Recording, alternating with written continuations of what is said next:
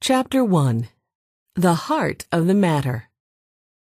To be yourself in a world that is constantly trying to make you something else is the greatest accomplishment. Ralph Waldo Emerson. Tell me, what is it you plan to do with your one wild and precious life? Mary Oliver. I am trying to get some work done, but I'm dog-sitting a 9-week-old puppy. I am, shall we say, distracted. It's kind of a hassle to keep an eye on him, but he's also making me laugh harder than I have in a long time. Right now he's investigating a fake plant. His nose is buried in it. He's biting it with his sharp little puppy teeth, and every now and again he's growling at it. This puppy is 100% this puppy. His name is Roper. He's a healer, and he's smart, and he's learning the boundaries to live within. No, not there, Roper, outside. He is happiness dogified. He's a joy bomb. And one of the things that makes him so absolutely marvelous is that he is not trying to be anything other than what he is. He's a puppy. He's not a kitten. He's not a gerbil. He's not an older dog. He is Roper, the 9-week-old version. And that is a very good thing, because that is exactly who he's supposed to be. He is supposed to be himself. I am supposed to be me. You're supposed to be you. Self-assured is not how anyone would have described me in high school. Confident, self-possessed, fearless. I may have looked that way. I sure tried hard to appear that way. I was nice. But if there had been a sign hanging over my heart, it would have read, "Just tell me who I'm supposed to be, and I'll be that."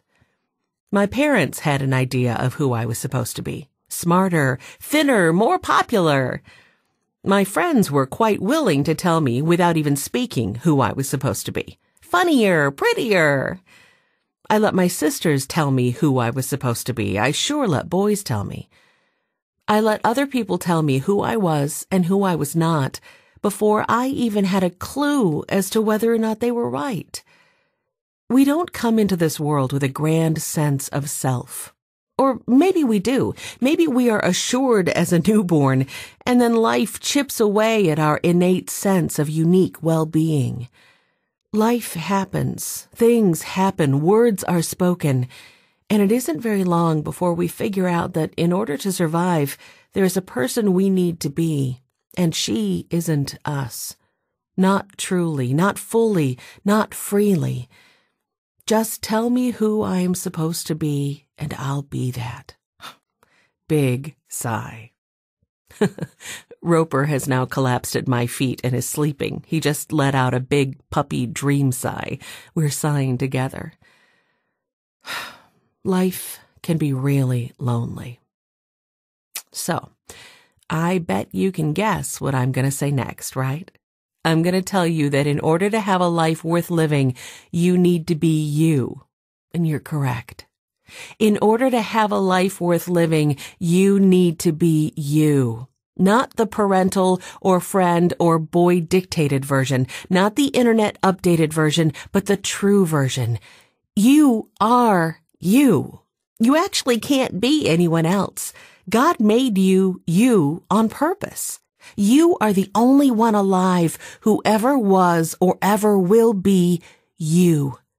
Today you are you. That is truer than true. There is no one alive who is youer than you, said the brilliant Dr. Seuss. You is not only who you get to be, it's who you are supposed to be. Problems come when we would rather be someone else. Anyone else. Sometimes others don't like us. Sometimes we don't like ourselves. We know where we're struggling or failing or hurting or simply wanting out. We know we're not all that we're meant to be. So here's the good news. You are meant to be you. But you are meant to become a better you.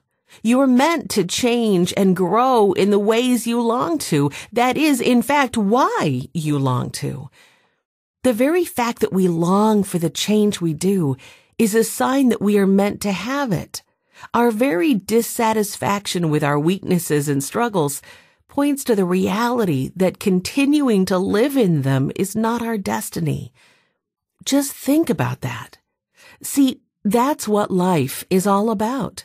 Moving forward and upward and becoming the next higher version of yourself always. But not merely by your own efforts, not by a strength of will or a bitter form of self-discipline or a rigorous regime of self-loathing, but through the love of God. I want to grow. I want to change. I want to become more true, more loving, more authentic, more me. Jesus wants that too. He wants you to become more you too. Jesus loves who you are. He sees you and knows you and thinks you're amazing. He also knows who you are meant to be. And by His love and grace, He wants to partner with you on your journey. From the heart. Life is a journey of becoming the true you, which means it is a journey of the heart. We have to begin with the heart because that is where all the true action is. Your heart is central. It's been battered, and there will be times when it will be battered again. It can cause you great pain and can get you into even greater trouble.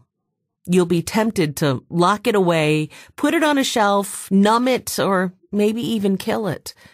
Certainly, there will be times when you lose it. But the thing is, you can't truly live without your heart, and you are meant to live. Your heart is, in fact, the most important thing about you. Your heart is also the most important thing to God. Surprise! Actually, that's really good news. Jesus came for your heart to ransom, rescue, and restore the true you. He hasn't been moving heaven and earth through all eternity so that you would behave yourself, fit into the crowd, and mind your manners. No, He wants to woo and win your heart for Himself so that you will love Him with it and live your life from it. Now that's crazy good news. I thought the journey of my life was about getting my act together, blowing it less frequently, and being a good girl. Serving people, obeying, following the rules. I thought that's what mattered most to God. Boy, was I wrong. Above all else, guard your heart, for everything you do flows from it. Proverbs 4:23. Above all else, we're told, guard your heart. And guard not like a watchdog, fearfully keeping it in line, but guard as in tend, protect, and nurture. Most of us don't do that. Most of us watch over the number on the scale more closely than we do our hearts. And that is not a wise thing to do, because a life without heart is not worth living, and your life matters. Your heart matters. Above all else, watch over your heart. Seriously? Why? Because, as my husband wrote in Waking the Dead, God knows that our heart is core to who we are. It's the source of all creativity, courage, and conviction. It's the fountainhead of our faith, our hope, and of course, our love. This wellspring of life within us is the very essence of our existence, the center of our being. Your heart is the most important thing about you. You can't become who you are meant to be without it. Remember in Genesis, God said, "Let us make mankind in our image. In the image of God, He created them. Male and female, He created them." Genesis 1:26 and 27. You are made in the image of the Trinity. Have you ever wondered, where is that image? You are made in the image of God in your whole being, but primarily in your heart. You've been created female by God's design. It's His intention that you carry His image to the world as a woman in your feminine heart. Your feminine heart has been created with the greatest of all possible dignities, as a reflection of God's own heart. You are feminine to the very core of your being. And that is what Jesus has come to restore. So, when I speak about the heart, I'm not speaking about your feelings, your emotions. You do feel deeply with the heart, but you think deeply there as well. When I speak of the heart, I'm talking about the place where Christ dwells in you by faith, the center of you, the core place inside where you are your most true self. Okay, you may be thinking, Stacy's nuts. You may have been taught that the heart is deceitfully wicked.